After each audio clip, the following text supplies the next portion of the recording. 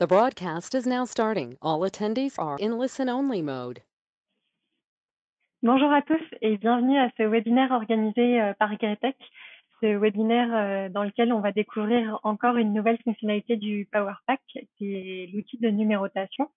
Je vois qu'il y a encore quelques personnes qui sont pas connectées, donc je vais encore prendre un petit instant, peut-être une petite minute pour les attendre et puis ensuite on commencera la présentation.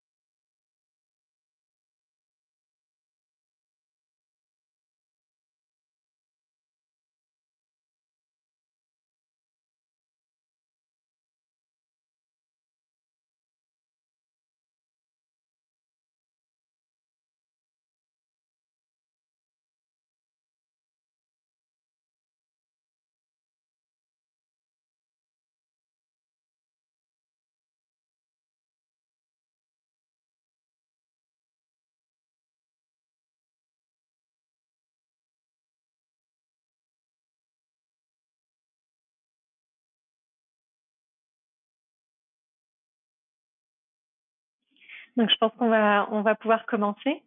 Donc voilà. Donc aujourd'hui, donc nous allons voir l'outil de numérotation. Donc ce webinaire s'inscrit dans la série de webinaires qui sont destinés vraiment à faire découvrir les différentes fonctionnalités du Power Pack. Juste avant de commencer, donc je vais brièvement me présenter.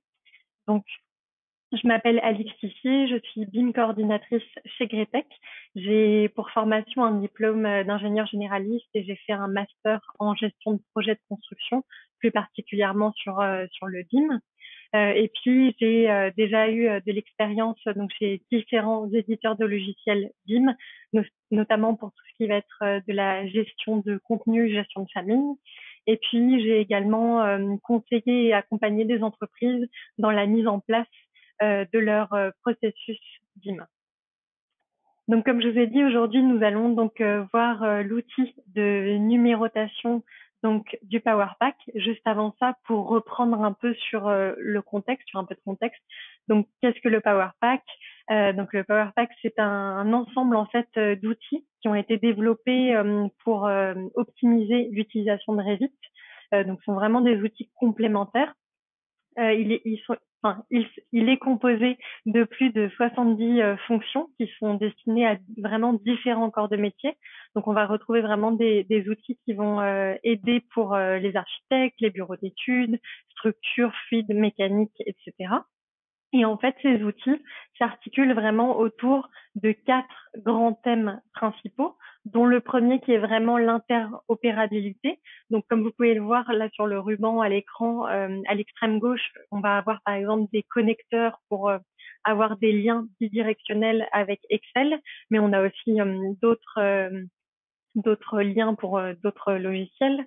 On va avoir aussi tout ce qui va être des outils qui s'articulent autour de la productivité. Donc là, c'est principalement des outils pour améliorer la modélisation, etc. Ensuite, on va avoir des outils qui concernent plus la gestion de projet et la gestion des familles. Donc là, comme vous pouvez le voir aussi à l'écran, on va avoir tout ce qui est gestionnaire de famille, gestionnaire de marqueurs. On va avoir le Work Tracker. Je ne sais pas si vous avez pu assister à ce webinaire qui a eu lieu, je crois, vendredi dernier sur le Work Tracker. On va avoir aussi tout ce qui va être les outils qui vont vraiment aider pour le modèle, donc tout ce qui va être vraiment visualisation, graphisme, donc qui va aider vraiment à avoir une meilleure visibilité des maquettes, etc.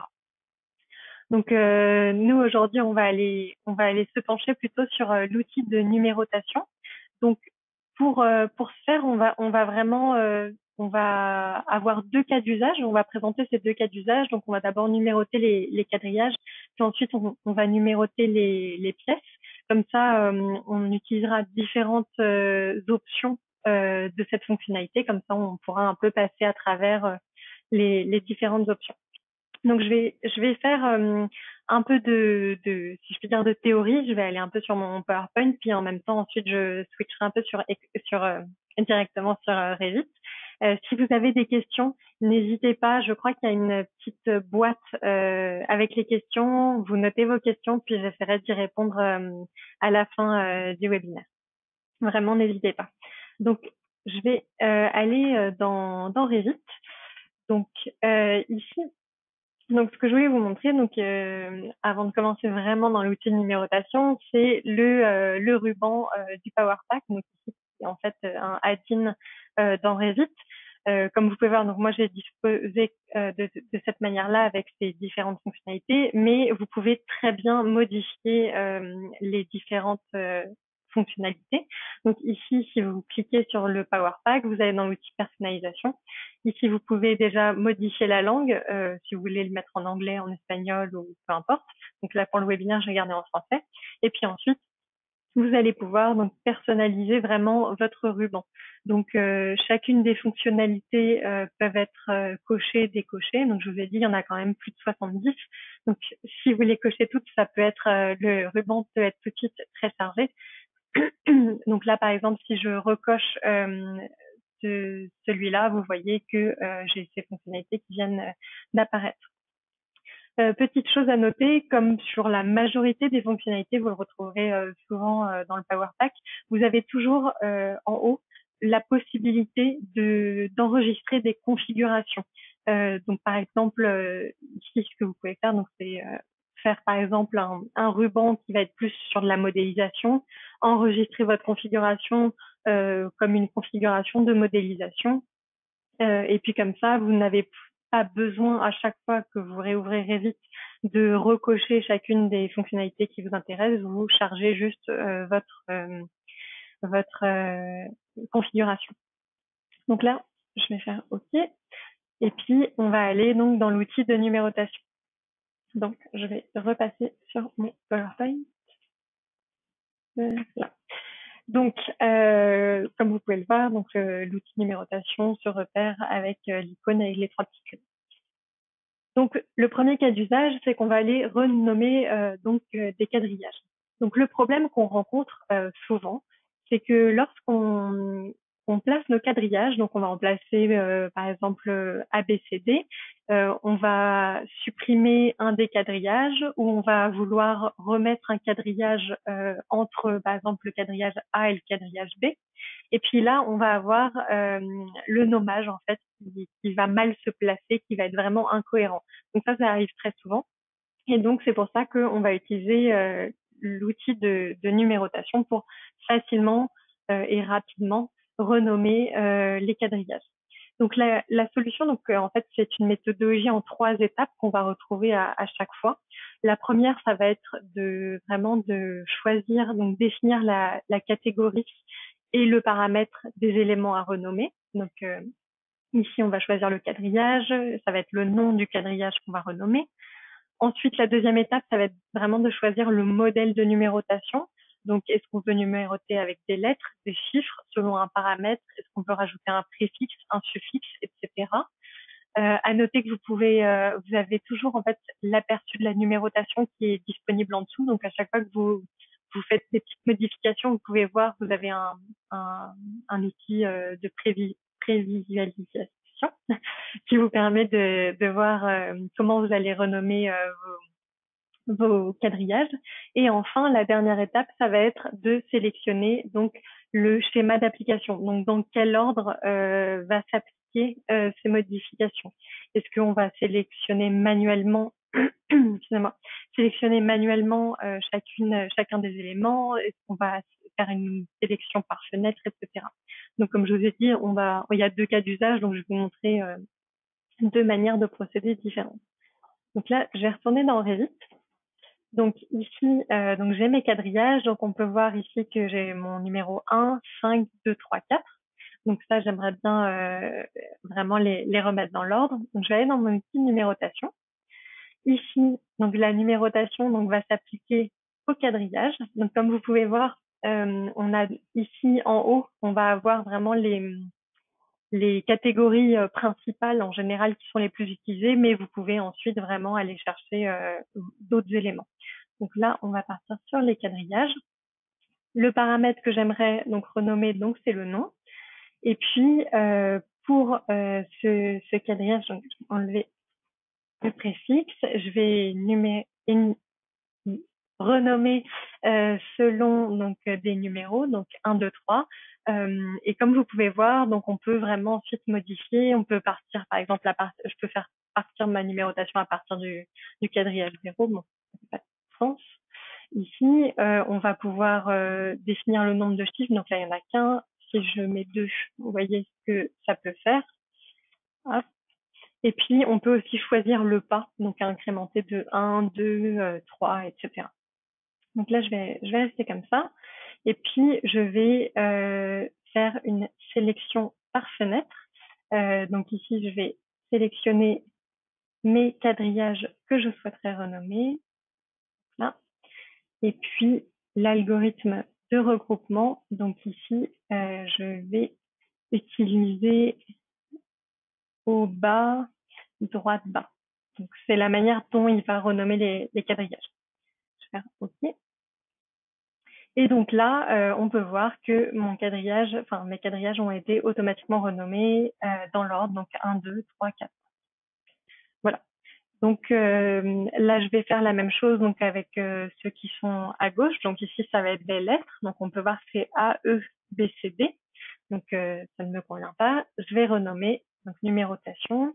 On reste sur les quadrillages. On veut toujours renommer le nom. Par contre, ici, on décide que ça soit donc des lettres majuscules. Donc l'aperçu a bien été modifié. Je vais changer mon algorithme de regroupement, donc la manière dont il va renommer le chemin qu'il va prendre pour renommer. Donc ici, je vais aller gauche, droite, gauche, droite, bas, droite. Et puis, je vais toujours faire une sélection par fenêtre. Là, je vais sélectionner mes éléments. Hop. Voilà. On peut voir que j'ai vraiment mes 5 éléments qui ont été sélectionnés. OK. Et puis, on peut voir qu'en effet, donc, mes quadrillages ont bien été renommés selon A, B, C, D, E dans l'ordre.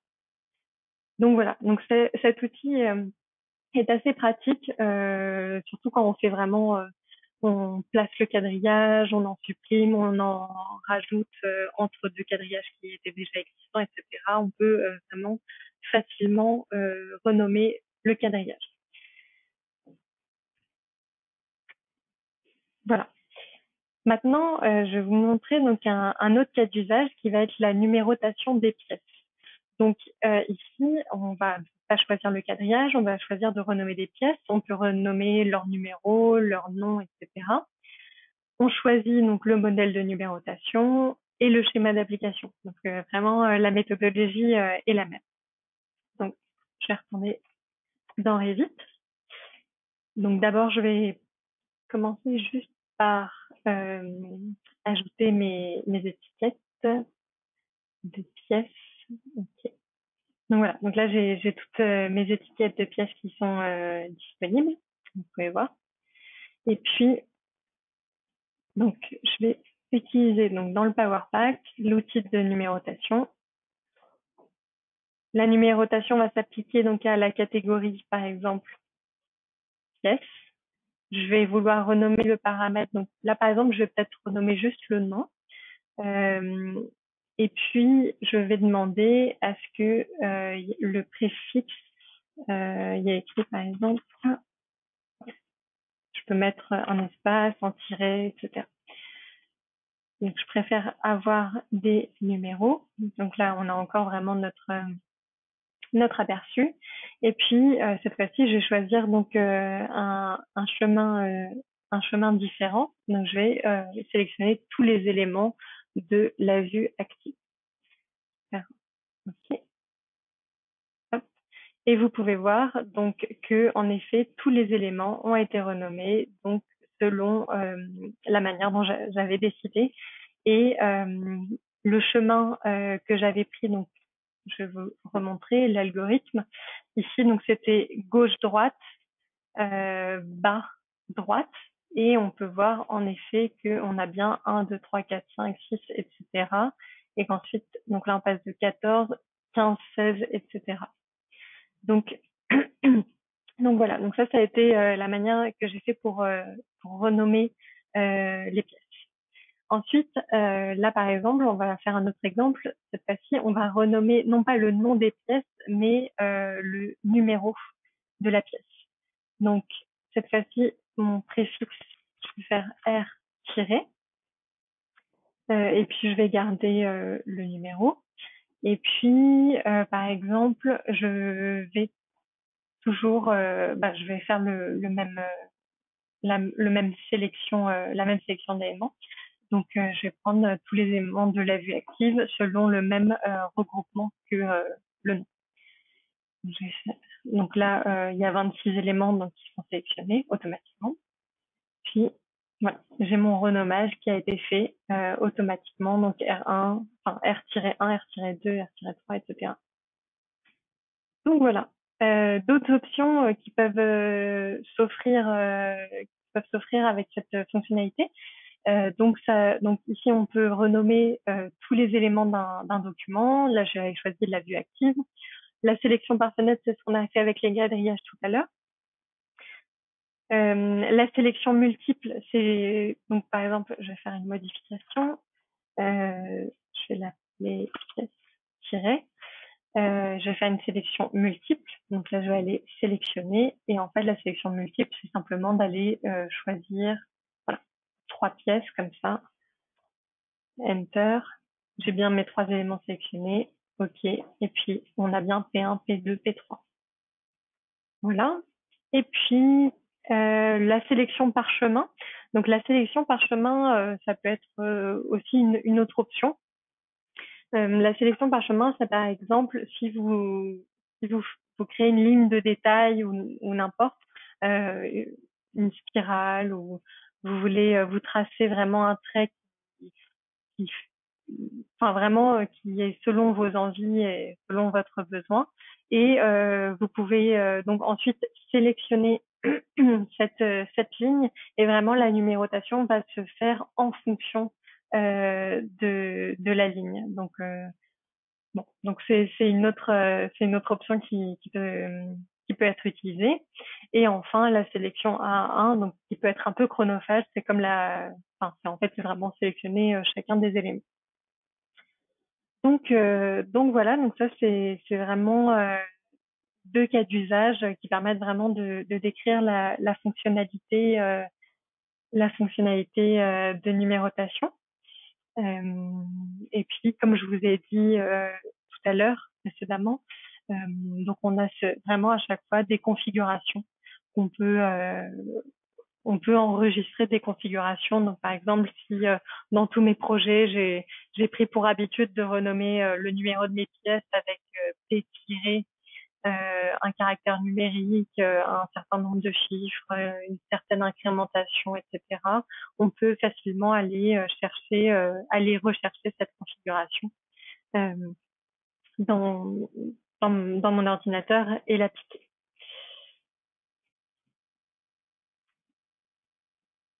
Donc voilà, c'était assez court, mais je pense que ça vous a permis de faire un peu le tour sur cette fonctionnalité de numérotation. Si vous avez des questions, donc n'hésitez pas. Donc je peux y répondre. Je suis là encore un peu de temps. Et puis j'espère que ça vous a permis d'avoir un bon aperçu de comment utiliser cet outil de numérotation. Voilà. Puis si vous avez aussi des questions, donc pas qui viennent tout de suite, mais un peu plus tard, n'hésitez pas à m'envoyer un message. Ça me fera plaisir d'y répondre. Donc n'hésitez pas à poser vos questions. Pour l'instant, il y a pas encore de questions. Donc j'attends encore 1 ou 2 minutes. Puis si personne n'a de questions, on pourra terminer la session.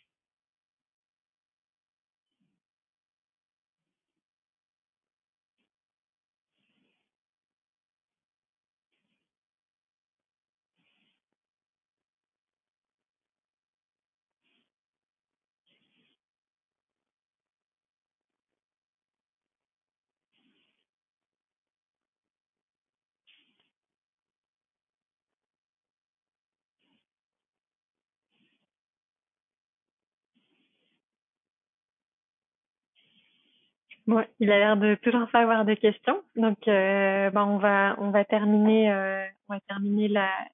ce webinaire. Je vous remercie vraiment pour votre participation et pour votre attention. J'espère que ce webinaire vous aura permis vraiment d'y voir plus clair et sur cette fonctionnalité de numérotation du Power Pack. J'espère qu'elle vous sera utile. Et comme je vous ai dit, si vraiment vous avez des questions qui vous reviennent plus tard dans la semaine ou dans l'heure, n'hésitez pas à m'envoyer un mail, ça me fera très plaisir d'y répondre. En attendant, je vous souhaite une excellente fin de journée et puis n'hésitez pas à nous suivre sur nos autres webinaires et nos autres vidéos. Je vous remercie, je vous souhaite une excellente fin de journée.